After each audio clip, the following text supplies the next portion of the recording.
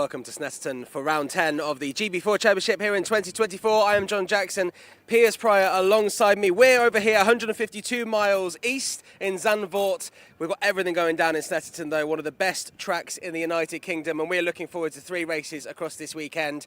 And Piers, you've been here for the whole GB4 Championship this year. It's my first time doing this year. Obviously been here since the very start of the 3rd season. And Alicia Palmowski on pole position. Yeah. It's seriously impressive performance from her again. Absolutely, she's been right up there pretty much every single round. She's had some ups and downs, but very dominant pole position from her. She's been looking for this one. I'm sure she'll be very happy with that, and going off the front row, of course. And when you look at the championship battle, we have Linus Granfors, obviously the brother of Joa Granfors, who we know from GB3 from a couple of years ago. He is the championship leader, but starting 4th as well. So not such a great sort of qualifying for Linus this time around. Yeah, I mean, you say not such a great qualifying when he's still in 4th, but you know that's the pace that Linus has had at the previous rounds. He was almost undoubtedly the fastest driver at the last couple of rounds, putting in amazing drives, and it looked like he potentially could run away with things. But at Snetterton, it just seems like him and the Fortec Motorsport car haven't quite got the pace advantage they've had at the previous rounds, and Elite Motorsport and KMR really stepped it up. Of course, Elite Motorsport have got a pole with Alicia, and then of course in 2nd and 3rd the 2 KMR drivers. Well look, we're at Snetterton today for rounds 10, 11 and 12, but let's remind ourselves what happened last time out at Donington Park. Highlights from round 7 of the GB4 Championship, partnered by the BRDC. It was an excellent start from pole sitter Linus Granfors. Not a great one though from the other driver on the front row, being Brandon McGlade. He was under pressure from McNeely into the first turn, but was able to fend him off with a move straight around the outside at Redgate. Very close indeed between the lot of them. Unfortunately, the big talking point in the first lap was this for Palmowski, who had taken an awful lot of those curbs, and it would make the car's rear suspension break, and unfortunately she'd retire from the race. Brandon Templeton making a move down the inside of Finn Harrison at the first corner.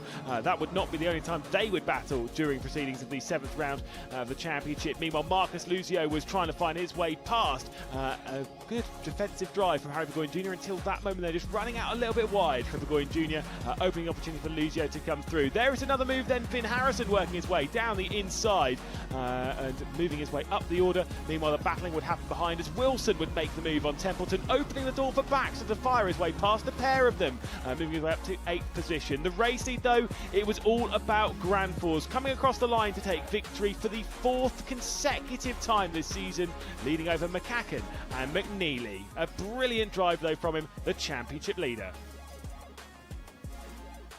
Again, a superb performance from Granfors, who would take his 4th consecutive victory, dominating thus far this season. McCacken behind in 2nd place, with McNeely in 3rd. Lucio up to 4th position, with Harry Burgoyne Jr. in 5th.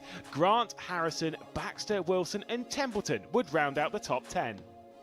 Highlights from round number 8 of the GB4 Championship, partnered by the BRDC. Marcus Lucio from the front row of the grid, unable to really get going, and it was Liam McNeely to sweep around the outside of Fox Motorsports and take the lead down into the first corner. Brandon McCacken would dive down the inside. Meanwhile, there was contact behind. It would see Alicia Palmowski having her issues, Liam Wilson having his issues, Brandon Templeton also getting involved in that somewhat as well. The Essex section down the hill towards the old hairpin, we'll see a couple of switches with Marcus Lucio dropping back behind Finn Harrison, and unfortunate issues for Palmowski coming a cropper here. Callum Baxter going straight up down the inside, of course, for the up and under at the Melbourne hairpin, and then side by side for the race lead. Epic battle here between Brandon McCacken and McNeely, and it was Brandon McCacken to take over the race lead with that one there. Harry Burgoyne Jr. starting to apply the pressure to the back of McNeely, who was starting to feel it himself with a couple of slips and slides. In fact, that one there, he'd go straight on at Redgate at the first turn, would cost himself a couple of positions, but he would return into these battles. We were seeing excellent car control though from Alicia Palmowski, keeping Megan Priest and Dan Hickey behind just towards the back end of the top 10, doing everything she could to keep that car on the road despite the damage that it dealt with. Brandon McCacken would come through the final corner to take victory for the 2nd time in his GB4 career, ahead of McNeely and Burgoyne. how tricky can it get in conditions like this to see a win like that? Epic stuff. And by a fair margin as well. 5.5 seconds Brandon McCacken took that victory over Liam McNeely. Harry Burgoyne Jr. Was able to bounce back despite that mistake down into Redgate to come back into third position. Finn Harrison passing Granfalls on the final lap of the race as well. Callum Baxter in 6th position with Chloe Grant in 7th. Taylor, Lucio and Palmovsky rounding out the top 10. The fact that Alicia Palmovsky is still 10th in that race just shows how good a drive that was. Epic stuff. 11th position, Megan Bruce. Dean Areen in 12th with Dan Hickey and Brandon Templeton rounding out the finishes. An unfortunate retirement for Liam Wilson, the Arden Motorsports car, down into that first turn, which was so difficult for them to deal with. Fastest lap, the driver on the right, of course, it was Brandon McCacken. What does that do, though, in the championship? That's the big question, because as things do close up a little bit towards the front, not by much, it's just a little 5-point squeeze, but still Harry Burgoyne Jr. closing up by 5 points on Lena's ground force, so the gap now 25, which is, so it's pretty solid. It's definitely reachable. Brandon McCacken in 3rd position in the championship, working his way up there, only 10 points behind Harry. Drives like that, maybe he'll be taking over 2nd position. Alicia Palmovsky with some issues here at Donington Park, just 4th position with Brandon Templeton in 5th. Callum Baxter, joint 5th position in the championship, both on 105 points with Marcus Lucio down in 7th. Really wanting to capitalise more on that race. Big shame to see him drop down the order, but just 7th position in the standings for him. Chloe Grant in 8th, Finn Harrison in 9th, and Leon Wilson, no points in that race, drops down to 10th in the standings. Highlights from round 9 of the GB4 Championship, partnered by the BRDC. A little bit of a staller in the background from Finn Harrison, who was struggling to get going, but an excellent start moving up from the 3rd row of the grid for Brandon Templeton, with a move down the inside for the Fox Motorsports car to take over 2nd position as he'd go side by side with Taylor. It was a good lead, though, for the number 44 of Dean Areen, leading their way down into the old hairpin, but of course with the charge behind from the grouping, seeing whether Templeton would be able to close his way in. Side by side as Callum Baxter would drive his way through down the inside of Chloe Grant at the old hairpin. Plenty of side-by-side moments and plenty of big moments going through the old hairpin, including this one for Brandon Templeton. Lena's ground force sent his way straight around the outside on the exit of the old hairpin, up the hill, side-by-side between the two Fortec cars, as well as Dan Hickey was trying to hang on against the number 16 of ground force, was not able to do so. Speaking of side-by-side between teammates, here comes the move from Baxter to the inside of Dean Areen. That was for 2nd position. Templeton already through and running away into the distance. In the background, Chloe Grant off into the gravel trap, and eventually this would cause a red flag, ending the race there and then, meaning that Brandon Templeton was able to come across the line to take his first ever victory in GB4. And what a drive it was for Templeton. An excellent victory, of course. Results very provisional, with the red flag coming out towards the end of the session there. Callum Baxter in 2nd position with Alicia Palmovsky onto the podium for the first time since the first race at Silverstone, round 4 of the season. Dean Areen in 4th position with Taylor rounding out the top 5. Wilson in 6th, Harry Burgoyne Jr. in 7th, Brandon McCacken in 8th position with McNeely and championship leader Granfalls rounding out the top 10. Marcus Lucio in 11th position with Dan Hickey in 12th, Finn Harrison in 13th, then we've got Megan Bruce and Chloe Grant, of course, retiring from the race down in 15th position. A bit of a shame for the KMR Sport driver.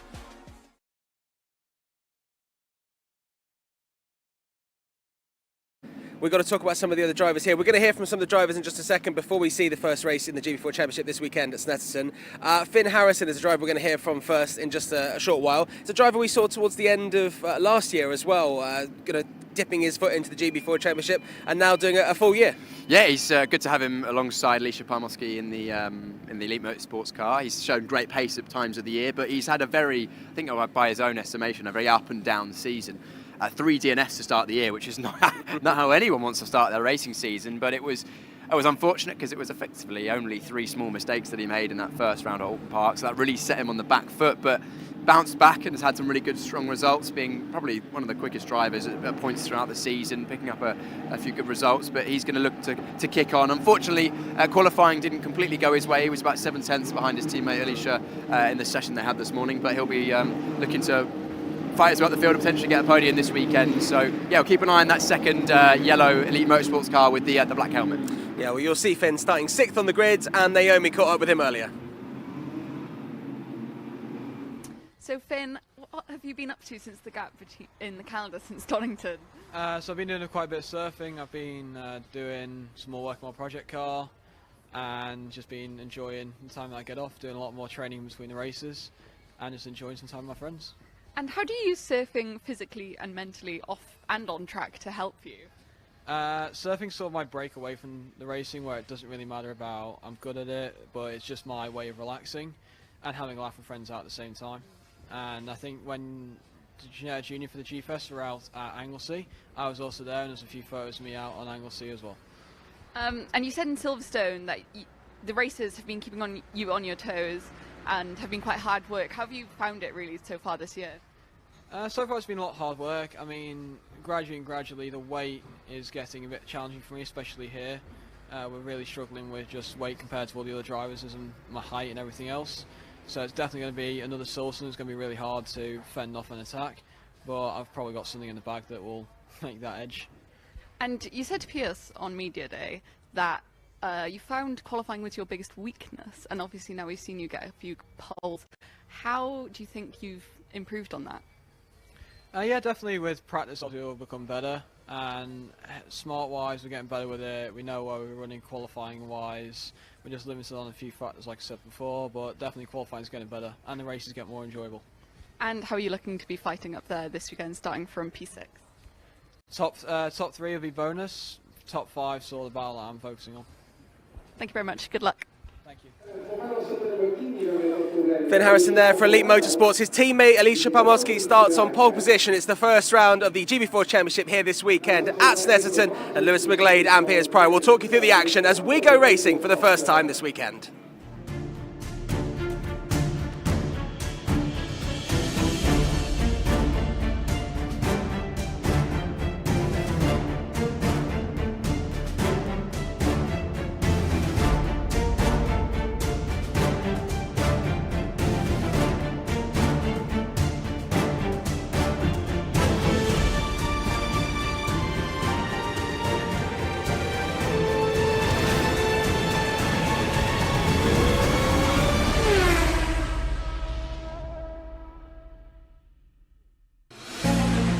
And so then GB4 returns. It has been a while since we did our opening few rounds, of course. Alton Park, Silverstone and Donington to open the season. A short break before we return to racing action here at the Snetterton 300 circuit before we get ready for the second half of the season. A return to the Silverstone Grand Prix circuit, back up to Donington Park, and then of course to Brands Hatch in West Kingsdown in Kent to see who is going to become the 2024 champion. A focus here though to Snetterton, where the journey began for GB4 back in 2022. It is a tricky circuit, it's an open circuit, and it's certainly one that can provide great racing. Huge championship drama in both GB4 and GB3 over the years, and it is going to be a big one here. Big runs down towards Richardson turn 1 and obviously down to the Wilson hairpin before that big turn up through Palmer and down towards Agostini. Great overtaking opportunity there, obviously through Hamilton, Oggies and Williams, and out on to the Bentley straight. Really tricky complex of corners which has bitten even some of the best in GB4's history. The likes of Nicholas Taylor had a spin there in his second ever race in the championship. Of course, that run all the way around the back end of the circuit for the likes of Coram and Murray's takes you back out onto the start finish straight, just under 3 miles in length all the way around, and no elevation really at all, just 9 meters across the entirety. The lowest point basically there is Agostini in the middle of it, of course a little bit through Bombhole over the 12 turns. It is a fun one, it is an exciting one, and it's one that normally provides some level of entertainment. Lewis McGlade and Piers Pryor in the comedy booth once again. Should be a fun one. Can see them there out on the formation lap where we're seeing once again Alicia Palmowski at the front. Yeah, great qualifying for Alicia Palmowski. It's really it's been coming, hasn't it? She's been there or thereabouts every round pretty much this season, and really staking her claim. She was quick in every, or pretty much all of the practice sessions leading up to this qualifying session. But Lewis, I'll let you talk through the grid. So Alicia Palmowski then on pole position. Lucas Blakely on a return to the championship, starting from second, looking for his first ever victory. Has got a podium before at Donington at the end of last season. Harry Burgoyne Jr. will start from third. Of course, he's second in the championship. Linus Granfor's championship leader will be starting from fourth position. Behind all that, though, we do have Callum Baxter. Great qualifying from him. A bit of a struggle from Finn Harrison, who we know has the pace in the GB4 championship to potentially go after after something special. He'll be starting from 6th position for the Elite Motorsports team. Behind that, in 7th spot, we'll find ourselves Brandon Templeton, of course, fresh off a victory at the previous round of the challenge in that final race. Of course, he'll be starting alongside Leon Wilson, who did put on some good moves at Donington Park, it must be said. Whether he'll be able to do the same thing here, we'll have to wait and see. Chloe Grant, one of the drivers that was there for that first ever race around here back in 2022. Jack Taylor will start from 10th position for the Fortec Motorsports team. Before we get to the final row of the grid, is Dan Hickey and Megan Bruce. Who's your pick for victory today? Do you think Lucas Blakely, the sim racing superstar, is going to be doing it, or do you reckon it'll be Alicia Palmovsky to take top honours? Oh, it's hard to call. It's close in qualifying. I think it was 2 tenths covered the top 3. Palmovsky was just 2 tenths clear, I think, of both the KMR Sport drivers, who were separated by almost nothing. Great to see the KMR drivers pushing each other along. Blakely just jumping in for a round at the moment, and of course Harry Burgoyne is right up there in the championship fight, but I think it's going to be a Palmovsky win. I think if she gets away well and nothing goes against her, then she's shown the pace this weekend. I think she's got the confidence. It's going to be, it will be hard to push to beat her, I think. But if anyone is going to, it could potentially be, as you mentioned, Lucas Blakely, because he's hungry for a victory in the GB4 Championship. Yeah, and he did obviously have a podium at the last round. As here we go racing at Snetterton, and it is a race down towards the first corner. Alicia Palmovsky there with the inside line. The number 21 is taking that defensive line. Of course, Lucas Blakely is getting to the outside as he's trying to send one around, and Lucas Blakely then straight up into the race lead. Blakely with the whole shot as we head our way down towards Murray, towards the Wilson hairpin. Harry Burgoyne Jr. straight to the outside of Alicia Palmovsky as well. Yeah, it's a great start from Palm. Well, it's a good start from the KMR Sport driver there of Blakely taking his lead, and it's Granfors looking to get on the podium, and we're fighting further down the field as well. Yeah, Linus Granfors making a decent amount of progress here on the race start. There's Finn Harrison trying to fend off Brandon Templeton as the defensive line, just trying to break that slipstream from Lucas Blakely. Great race start from him though, as he takes over the race lead. Bit of a lock up there from Harry Burgoyne Jr. could open up an opportunity for the likes of Granfors in that red and white car, as they're too wide coming off of Agostini. Yeah, that was I think Baxter going wide as Templeton went out the inside, and now Baxter's going to get passed by Leon Wilson. Wilson in that dark blue and yellow number 27 car there from and there's Chloe Grant looking at the inside of Oggies. That was a late move, but backs out just in time. Racing all up and down the field. We go side by side between the two high-tech motorsport cars of Hickey and Taylor. Oh, a big wobble from I think that was Baxter, wasn't it? Yeah, Callum Baxter, of course, in the Graham Brunton racing car, just getting a bit of a kick of oversteer as they work their way back out onto the Bentley straight, and now heavy onto the brakes as they work their way through this very awkward complex like Brundle Nelson, that kind of section there, as they all clobber that curb on the right-hand side, punch it down towards Bombhole. There is Chloe Grant, and she's got her eyes on someone else directly ahead. She wants some more positions in this race. She's the most experienced driver on the grid. Yes, she is. She's pushing on and trying to move up. You can see how much the drivers have to work the wheel of the steering wheel on the way through Coram there. There's a long, just slightly tightening radius corner, but the car is constantly moving about. And one thing about the GB4 car is we do have slicks and wings, but there's not a huge amount of downforce, so the cars do move around a fair amount on the limit, which is good for car control. And we see Megan Bruce making a move there on the number 50. Yeah, that'll be, I think it's Dan Hickey?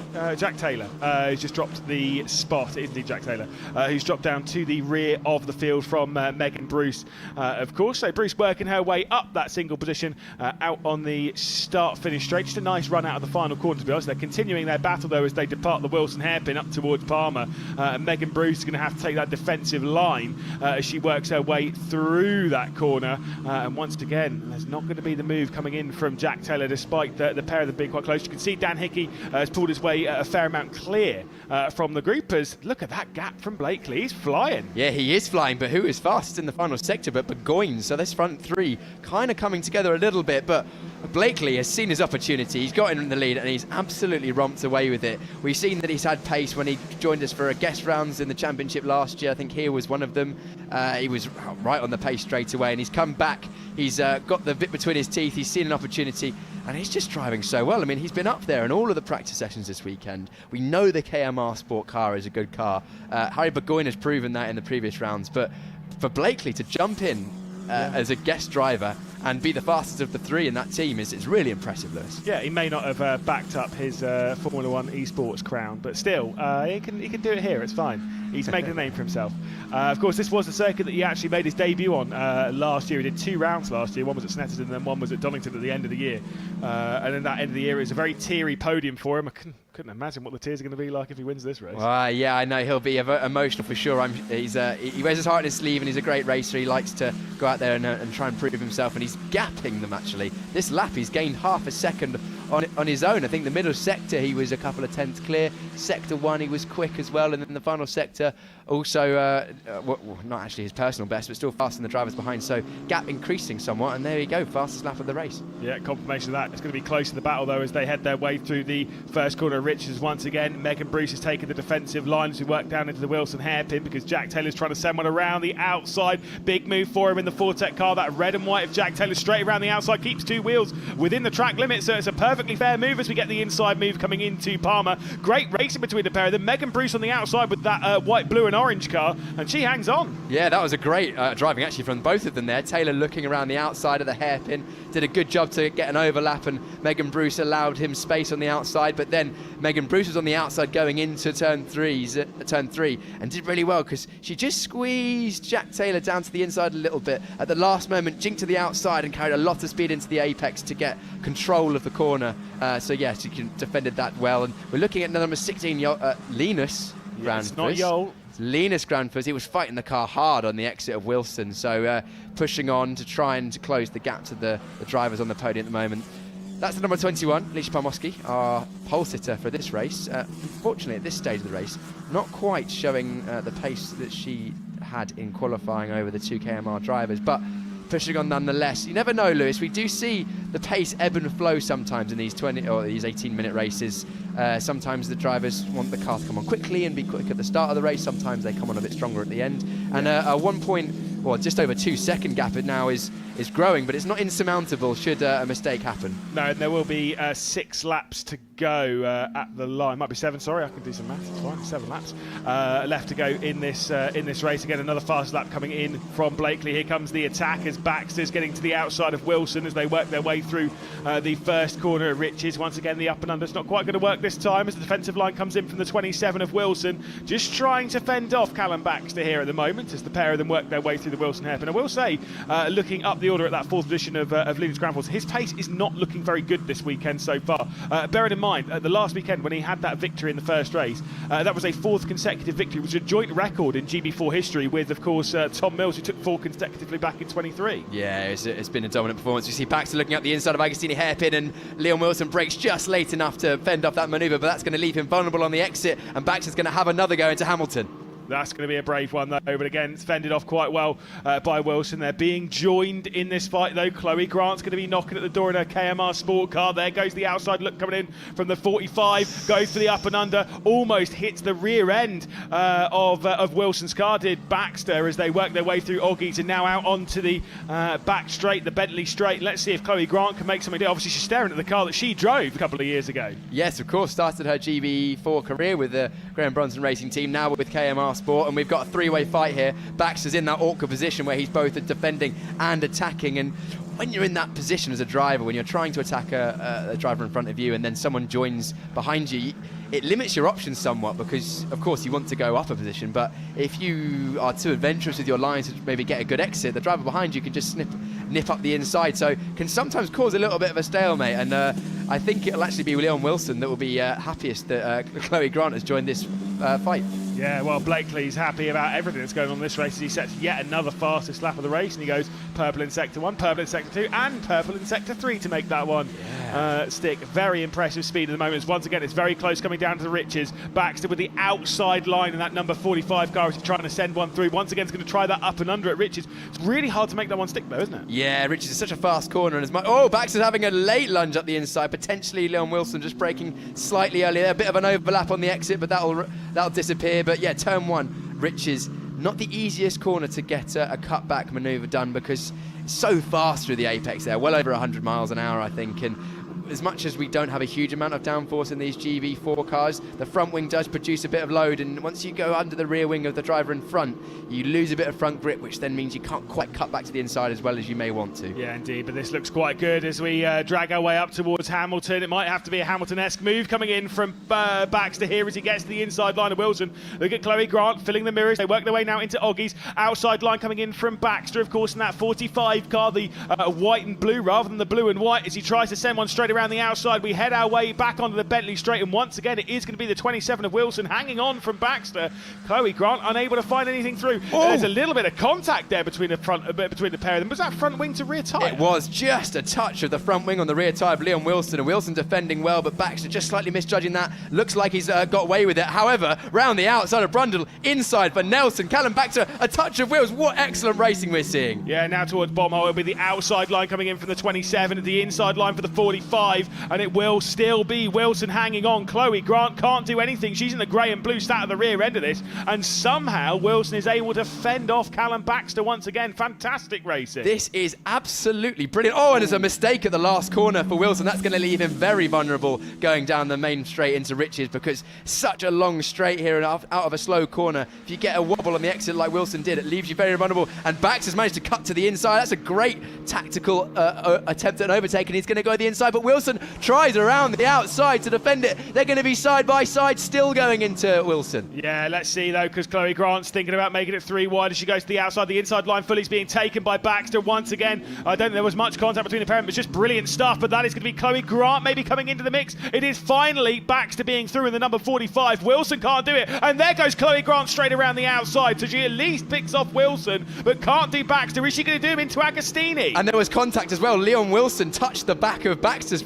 car with his front wing, returning the favourite from the straight before. Oh! Leon Wilson ever so slightly deep. I thought potentially he might have been out of control, but gathered it up and avoided contact. So great driving. This is brilliant racing. Chloe Grant looking up the inside now. Can't get it done at Hamilton. That means that Wilson's going to look up the inside of Oggy's. Can't get it done there. Baxter may have finally just broken free of this. What was about 3 laps, almost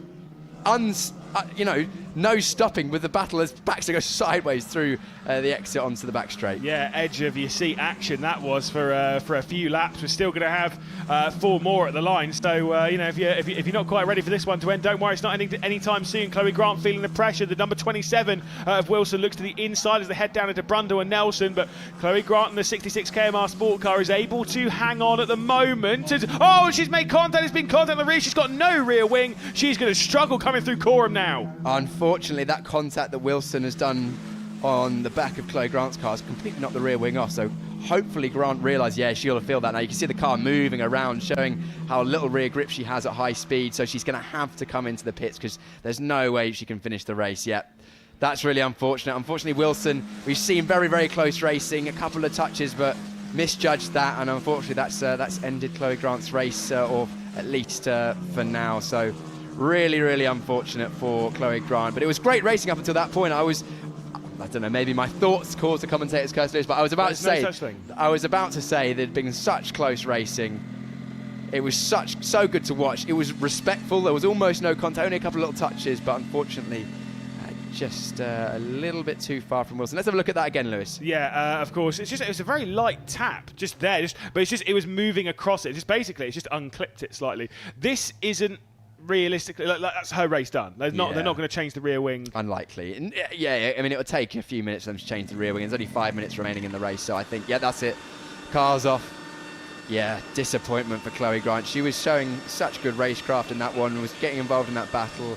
I don't think that was her fault. She was within her right to defend, but I also don't think Leon Wilson did anything horrifically wrong. He just misjudged it. So I would, it's Leon Wilson's fault, but it's not like he's done anything horrifically wrong. Just a slight misjudgment, bit of a racing incident. The stewards will have a look at that and make a decision as to whether anything needs to be done to Leon Wilson about that. But up until that point, such good racing between those drivers for what was 7th, 8th and 9th position. But we're looking back at our race leader, who is Lucas Blakely.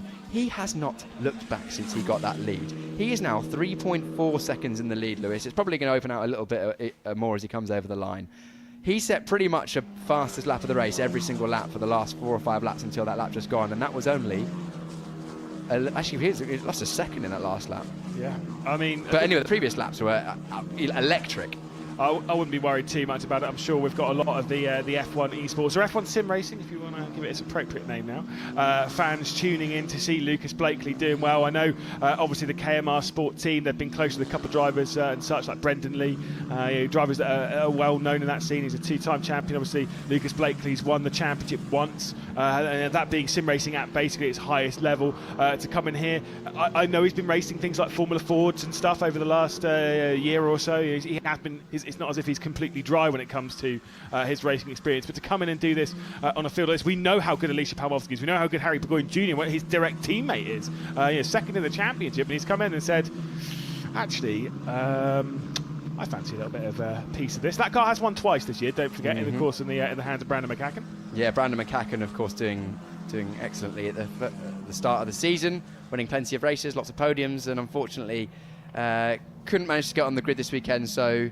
Lucas Blakely, the super sub, jumps in and he's doing excellently so far. I don't want to jinx him because we've still got 3.5 minutes left of this race. You really do believe in that, don't you? I don't believe in it, but I wouldn't want something to happen and then everyone to blame me, Lewis, if I'm honest. So it's not done deal. It's never over to the fat lady sings. Well, there's always someone to blame, isn't there? And it's normally me.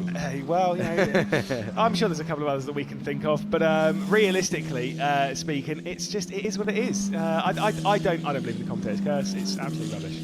But that's fine. Out onto the start-finish straight once more. Penultimate lap beginning here then at the Snetterton circuit. And again, that gap, 3.3 seconds, has come down slightly on the previous. Alicia Palmowski sets a personal best. Could this be Blakely controlling it, or do you think he's still just on the limit and it's just the car slowed down a little bit just because of tyres? I genuinely think Lucas Blakely's realised the gap he's got, and he was probably on absolutely 10-10s, 100% push for the first 4 or 5 laps to try and build the gap, break the toe and just get a gap. And he's realised now that, I've got 3.5 seconds. I don't need to be on the absolute ragged edge because that's where mistakes can happen. And he's just knocked it back to 98% so that he can keep his tyres in good condition for the remaining races this weekend and also just ensure that he maintains a nice, comfortable gap to the end of the race. Or at least I hope that's what's happening. And he will hope that's what's happening. But we're also, it's so close in terms of pace between these top 3 drivers. The last lap around 48.7 from our leader Blakely, a 48.6 from Palmowski in second, and a 49.1, so less than 4 tenths in our top 3. Granfer's 49.7, so again, it really goes to show that Granfer's doesn't quite have the pace that he had at Donington, because he was absolutely rapid, wasn't he? Yeah, he was. He had the double pole. Of course, he didn't win the second race of the weekend. I can't exactly remember why, but he had the double pole. He has the championship lead. He will hold the championship lead after this because of how strong it is. But this is the thing, is that once we're done with this race, realistically speaking, it's this race or the next race, depending on how you want to call it, we're halfway in the season. It's halfway through the next race. We'll be halfway in this championship, which means time is running out for those drivers to close back in. But if Palmowski is taking that second position, if Harry Burgoyne Jr. Is taking third position and is outscoring Granfors a little bit, he's starting to take advantage of it as we start the final lap of the race. There you can see the KMR Sport team just giving him the calm down, mate, you've got this, just keep it going, as the gap closes in ever so slightly on that last lap again. Only by a tenth though, so it's not exactly romping down. It's going to be a comfortable victory if things stay the way they are, but I must say, hugely impressed by Lucas Blakely. Coming to this championship, second on the grid, great start, pulls away, and hopefully, barring any unforeseen circumstances, takes the win. Could you do that? I don't think it's a relevant question, Lewis. I'm here in the commentary box with you. You absolutely believe you can do that. I know you can. That's fine. I believe in you. We'll see it one day, I'm sure. Obviously, all the battles have calmed down quite a bit, so realistically for all the drivers, it is just bring it home. There's no point in pushing harder than you can push, right? Absolutely. Again, I think the gap is certainly closing on this lap because Blakely knows he's got the gap. I think Burgoyne will be slightly disappointed actually in this race because he's as much as he's getting a podium, he's extending or closing the gap in the championship. He wants to be that leading KMR Sport driver. He's the driver in second in the championship. He's the driver that wants to lead that team, and he won't like the fact that someone has jumped in the car and alongside him and so far this weekend has been slightly quicker. Whether that's the setup or whether Burgoyne's not quite feeling as comfortable with the car or whatever, we'll potentially hear from him. Maybe Naomi Newman can ask us, she's our reporter on the ground. But take nothing away from what is one of the best drivers in sim racing and turning out to be a very good driver in the real world as well, Lucas Blakely. Certainly so. Well, it was a very teary podium at the end of 2023 when Lucas Blakely took the podium. I think it'll be a very, very teary podium for him as well today, as he is going to take victory. It is Lucas Blakely on top for the first ever time in the GB4 Championship, partnered by the BRDC. And what a fantastic performance. Just an absolutely dominant performance from him. Elijah Palmovsky and Harry Burgoyne Jr. will take second and third, but Lucas Blakely will be the talk of the town. What a drive. What an absolutely dominant performance from Lucas Blakely. He'll be over the moon with that. We can see the emotion in terms of the moving in the car. I can't wait to hear the interviews that he's going to have with Naomi Newman down on the grid.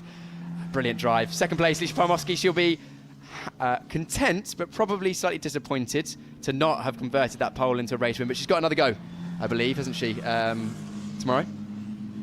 Yeah, I think, I mean, she's got two. Well, I think got two. I think because it's only a 12 car, so it's 12 car reverse grid. I think the likelihood of we're seeing some good drama, some good racing. I can't remember where I think she is starting from pole position again tomorrow, but again, you just never really know.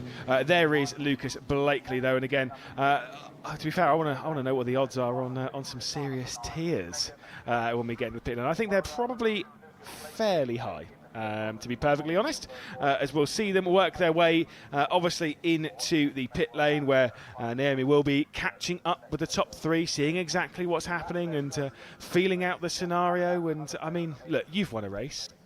How teary were you when you won? I wasn't teary, Lewis. I was boring. very, very happy. But, you know, maybe if I was in Lucas Blakely's position, I potentially would have been, you know, last-minute call-up potentially in a championship you don't know, with such pressure on your shoulders to... You know, he mentioned last year that, you know, he's strapped around for budget, tries to get as much racing as he can in, and potentially sometimes doesn't get out as much as he wants to, so he's got a limited opportunity to show what he can do, and when he does it, you know, when he turns up, he always does well, and this is proving that he's improving as a driver in the real world, and you know, who knows what he wants to do with his career, but he's putting himself in a great light, being able to jump in a championship and take a win. Yeah, indeed. I mean, look, it gives my neck of the woods a little good run for its money, just because it's just, I know sim racing's the good place to be, apparently. It's where the best people in the world come from, well, like Lucas Blakely. Absolutely, but also sim racing, there's absolutely no doubt in my mind, but I think in motorsport now, that sim racing is an unbelievably good tool for teaching drivers to basically how to drive a car on the limit of grip. Of course, it's not exactly the same. You can't learn everything on a simulator, but you can get probably about 90% of the skills that you need to be at least on a good pace, and Lucas Blakely is absolutely one of the best in the sim racing world, and he's applying it very well now into the real world as well, and this is going to be a very, very happy KMR Sport team and Lucas Blakely. He's going to be, I'm sure, celebrating hard with that team tonight, but not too hard, because of course he's still got a couple more races to come this weekend. Indeed. Well, there you go. You can see him. I'm sure he's already crying. He is obviously one of the few drivers that actually drives with glasses on, which I can tell you, sticking glasses on under your helmet's hard work. But that will be a very, very sweet victory. Like I say, I'm sure there's a lot of people out there in support of course, Kevin Mills himself. Over to say, I'm pretty sure Tom Mills will be around. Chloe Grant's walking over, and I'm sure she'll give a little bit of celebration. Obviously, the Scottish blood, it runs strong, and apparently it runs fast around Snetterton. Yeah, clearly. And there's Tom Mills, of course, former GB4 champion, and helping out. And it's great to see such good sportsmanship in the championship. All of the drivers coming up to congratulate Lucas Blakely, even though Alicia, I'm sure, will be disappointed she couldn't get that win from pole position. Lewis, it shows that I don't know what I'm talking about, because every time I pick someone for a win, it's someone else. But it's apparently the commentators' girls. Apparently so. It's not true. It still exists. But obviously, we'll catch up with Blakely, and I'm sure. Look, we'll give him he does talk a little bit, bless him, and I'm sure he will be talking an awful lot in this interview, because well, he's earned it. He's definitely earned this one. That's for sure. Yeah, he definitely he has. Doesn't struggle to find the words to say, and we will give him his moment, because also he's making the most of this. I mean, how many times will he potentially get to be in front of the first place board in a GB3 car, pulling the number one finger? He's so excited, he hasn't even taken his helmet off yet. Yeah, I know. I did want to say that. Well, anyway, we'll head down to Naomi Newman, who'll be catching up with our top three from the race. Here we are.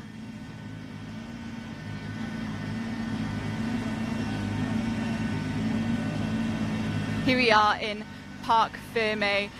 Lucas Blakely is now a GB4 race winner. We're going to give him a moment to get his cap on, which is a monumental moment for him, obviously coming from sim racing. Lucas, can we grab a word? GB4 race winner, how does that feel? Speechless. Yeah, I just huge thanks firstly to KMR Sport for helping me get here, and yeah, car was amazing. But yeah, I'm struggling for words. Not often that I struggle to know what to say, but yeah, just wow. And I said to you this morning that you would be fighting for the win. And how does that feel in reflection of everything you've been through?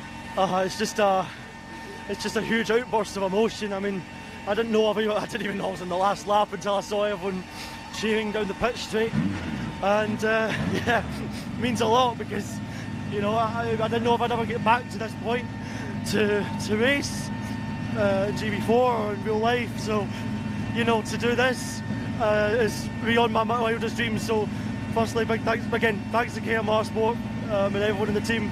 Can't thank them enough. And I just want to say a quick thanks to my family who are watching at home, because I know that they couldn't be here today, but they've been part of my motorsport journey from the beginning, and I know that they're with me in this moment. So yeah, ecstatic.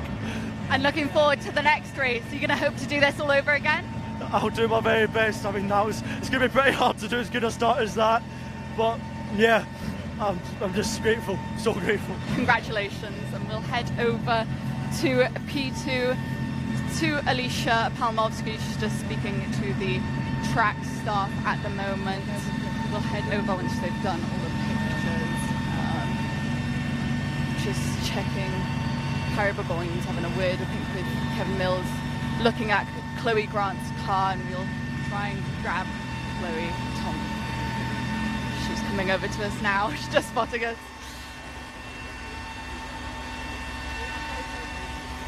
To come around. Alicia, P2, quite solid race from you, difficult start. Talk us through it. Yeah, it was a tricky race. We lacked a little bit of pace on the opening laps. I think potentially a few different tyre pressures being run by the KMR cars, and I think they had 2 new tyres on, whereas obviously we're saving those for tomorrow. So yeah, frustrating, but fair play to Lucas. Congratulations, because he was just absolutely rapping and deserves that win. But no, I'm feeling confident ahead of tomorrow. I think especially towards the end of the race, our pace became very strong. So I think there's plenty of positives to take away. I'm beating who I need to be beating in the championship, so good point to take away. We actually pulled away from, I think, Harry and Linus towards the end of the race, so plenty of positives, as I say. We'll debrief now as a team and hopefully come back stronger tomorrow. Yeah, and as you said, tomorrow, what's the plan going forward now? Yeah, well, the plan is the victory. I need to get a little bit better launch off the line. Had a little bit too much wheel spin there in that start there, so hopefully if we can sort that out and maintain the lead after turn 1, then we'll see what can happen from there. But hopefully we can just improve that first few opening lap pace, and then we should be in a strong position, so fingers crossed. Thank you very much. Congratulations, Alicia. We'll grab a word with Harry. Hiya, Harry. How was that race for you in the car? It seemed quite solid, but we didn't see much from you on track at all. No, really, it was a really spread out race. I didn't really make the best of start I could, maybe a little bit better with which way I went at the start to get round them, but as what it is, it's a very hard track to overtake, especially with the dirty air and everything. When you're behind someone, it just understeers like mad, so it's really hard to overtake, but I managed to maintain my position, which is good for the championship. And we saw Lucas win, and we're seeing a full Scottish team at KMR this weekend. How's that? Yeah, I mean, it's good everyone from your own country. It's like everyone knows the language, so you don't need to repeat yourself all the time like you do with some of the English people. And looking forward to the next race, what are your plans? How are you changing it? Probably just to try and get round them at the start, because I reckon if we get round them at the start, that could be us. Okay, thank you very much, Harry.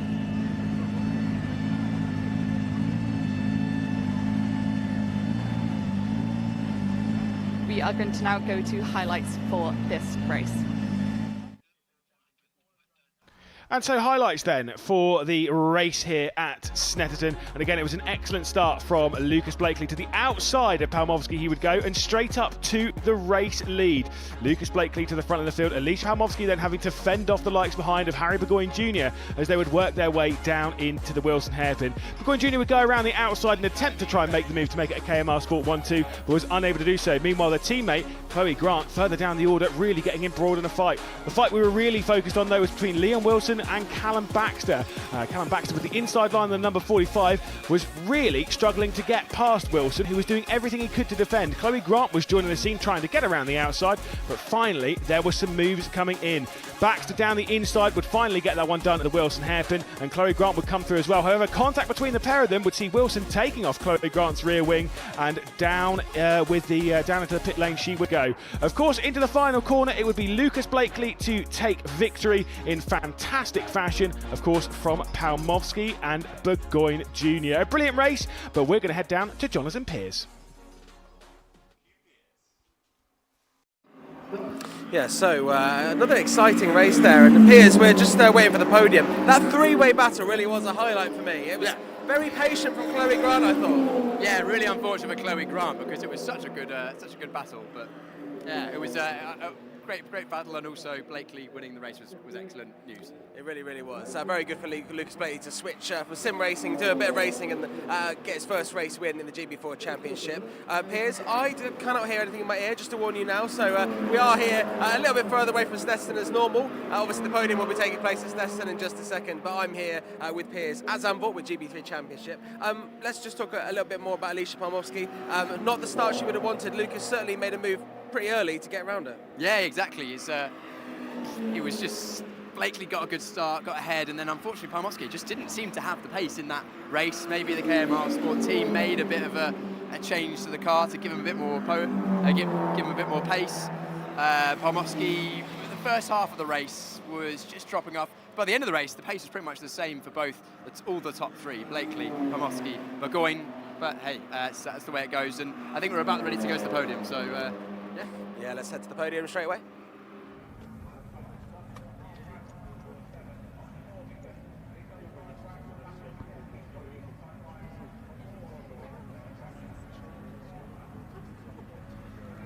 And so then the podium will be seen. Of course, we'll see the likes of Lucas Blakely jump on to the top step of the podium again after that fantastic drive. Absolutely dominant it was, just to basically fly around and take top honours in the best possible way. Of course, we'll see onto the podium also the likes of Harry Burgoyne Jr., Alicia Palmovsky after their brilliant drives. Again, for Harry Burgoyne Jr., it will be good for the championship. We'll be outscoring Linus Granfors just a touch, who had to settle for fourth position.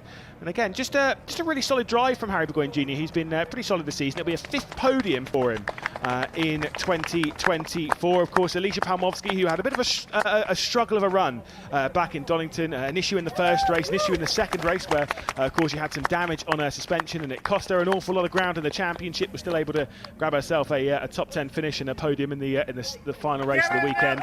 Of course, a podium here will be a nice way to start out the weekend. Lucas Blakely then on to the top step of the podium, and be a very popular winner, of course. It'll be his first victory, his 7th race in GB4 as well. Of course, he does have a single podium. I was back in Donington last year, but this time the top step will taste far sweeter for him. Whether we'll see him appearing much more in the season, we don't know. Again, he only did 2 rounds or 2 weekends last year. And they were 2 fantastic weekends. I'd like to see him back in the car more and more, because he does show how much of a superb talent he is. And of course, for KMR Sport, they're focused there on the right-hand side of the screen towards their championship challenger, Harry Burgoyne Jr., who will be sitting, like I said, a gap which is closing on the championship leader, Linus Granfors. After that, it's now just 24 points he sits behind in the championship, courtesy of that result. Linus Granfors, though, still looks like the dominant force, although I will say there'll be a couple of concerns in that one after struggles for pace from the Fortec team and the championship leader not looking his usual self within the championship, as they'll all grab themselves the photograph. There's 2022 GB4 champion Nicholas Taylor grabbing a couple of photographs. Matt Acton down there as well, all grabbing a couple of photographs. Tom Mills onto the podium with the 2 KMR Sport drivers as well. Maybe in that shot right there, maybe there's the 3 GB4 champions. Maybe there's the 2022 champion, bottom of your shot, taking the photographs there. Obviously Tom Mills in the middle, 2023 champion. Maybe, just maybe, there's the 2024 champion as well. But for that, we'll have to wait and see, of course. We'll head back, though, to Jonathan Piers, who will talk more. Yeah, so we've got some very loud cars in the background here, but hopefully you can still hear us. And I mentioned loud cars, right, because this GB4 car that we were watching there, I was very much sort of watching the Chloe Grant incident where the back wing came off, and I was thinking, you know what, next year we're going to have a whole different GB4 Championship in terms of how it looks, because it's going to look very similar to the GB3 Championship that we're bringing you here, mainly because the cars that are being used in the GB3 Championship here are being adapted, modified for the GB4 Championship next season, aren't they, Piers? Yes, of course. We heard in the GB3 Championship that we're having some pretty hefty upgrades, and the same effectively are happening for GB4, which is, I think, overall good news. So chassis are moving over, but there are some critical differences for the GB4 cars. Of course, the halo we're getting, safety for rollover and general driver protection, also increased side impact protection for the drivers as well. The GB4 Championship moving on in terms of performance for the driver development, but also in terms of safety as well, because that's very important. Also, we're moving away from turbocharged engines. The engine note that you are familiar with in GB4 is set to change somewhat. We're going to go to a naturally aspirated 2-litre engine, but power's not going to change a huge amount. Single element front wing, so still maintaining that nice level of balance of aerodynamic grip, but also close racing. So yeah, looking forward to seeing what the car's going to be like on circuit. Of course, you just saw some images, which is great. Looking forward to the championship's next chapter. And if you're a young driver who is aspiring to be in the GB3 Championship, obviously GB4 is a great kind of stepping stone, isn't it? You're kind of, you know, the car, it seems more similar to the GB3 Championship now, because obviously what we're looking at now in the GB4 Championship, it looks kind of older. It looks like the kind of GB3 car you'd have driven. Similar, yeah. I think the Without tubs, the halo, for example. Yeah, I think the tubs are similar to the GB3, or what was the British F3 the car. But it's I like drove. a history lesson. Yeah, with John it's and a Piers. history lesson of. Except John doesn't know the history and Piers can't remember. No, I can remember. Oh, good, okay. But no, the GB4 car is definitely going to look a lot more similar to the GB3 car. It's not just a GB3 car. Again, different engine. The air intake's above the driver. The engine power is a lot less. We're not going to have as much downforce as the current GB3 cars, because it is still an entry-level championship in terms of first Slicks and Wings Championship for the drivers. So it's not going to be too intimidating for the drivers, but it's just moving on in terms of a bit of technology, reliability and safety as well. Well, like we've seen with Alicia Palmowski moving up from the Janetta series to first Slicks and Wings series in GB4, you know, it's a huge step, but obviously she's mastered it really well. I mean, Harry Bagun Jr. also drove last year. You know, he's maybe taken a little bit longer to get to grips with it, but certainly a great pathway for young drivers. And we're going to head back to Snetterton now, because I believe Naomi's found a driver.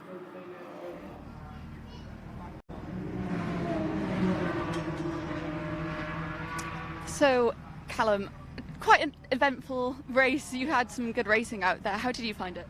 Yeah, it was a really fun race. Unfortunately, I didn't have a good first lap. I think I dropped down to 8th place. So after that, I was kind of chasing the guys in front of me, and then got onto the back of Wilson and had a very, very eventful battle with him. Then after a few laps, I was able to get around him, and then I was just kind of focused on finishing the race without, ruining my tires too much, and just cruising to the end. Yeah, and you said about focusing on finishing to the race. How are you now going to focus on to the next race, on race 2? I just have to review my first lap, and I think I'm starting the same place tomorrow, so I just got to not make the same mistakes that I made today.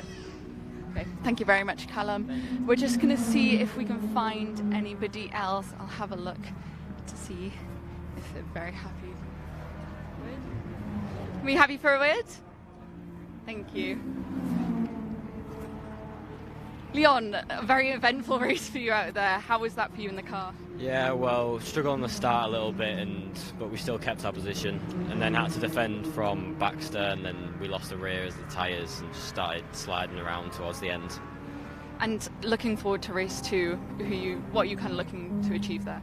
Hopefully make a few positions, get top 5 at least through there, because we're going to put our new tyres on for next race. Thank you very much, Leon. Thank you. We'll see. I mean, a lot of the KMR drivers are not in the garage due to being on the podium. We'll have a look in Arden to see if anybody's around. Quite a few people hanging around outside. Have we got any drivers? Can't see anybody at the moment. We'll move forward to Fortec. I did see Jack Taylor outside there earlier. See if anybody's just hanging around. I see Dan Hickey. Let's see if he can. Can we grab you forward? So, Dan, how was that race for you out there? It was interesting. The start was pretty good. Made up a place at the start on the first lap, and then was sort of keeping with the pack in the first few laps, and then made a little mistake, stupid mistake in the last corner, and sort of dropped back a little bit. But after that, it was okay. The pace was all right, and yeah, so on to tomorrow now. Thank you very much, Dan. And we're going to hand back to Jonas and Piers at Zandvoort.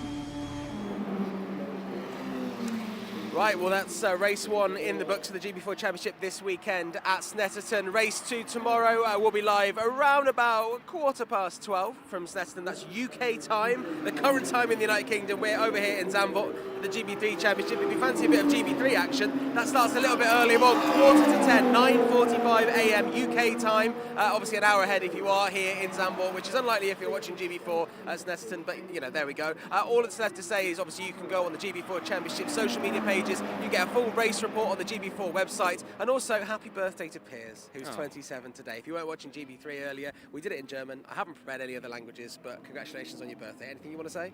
Congratulations. Thanks for chatting out, John. Yeah, I've had a good day. Make sure you get mentioned your birthday on both shows, it's fine.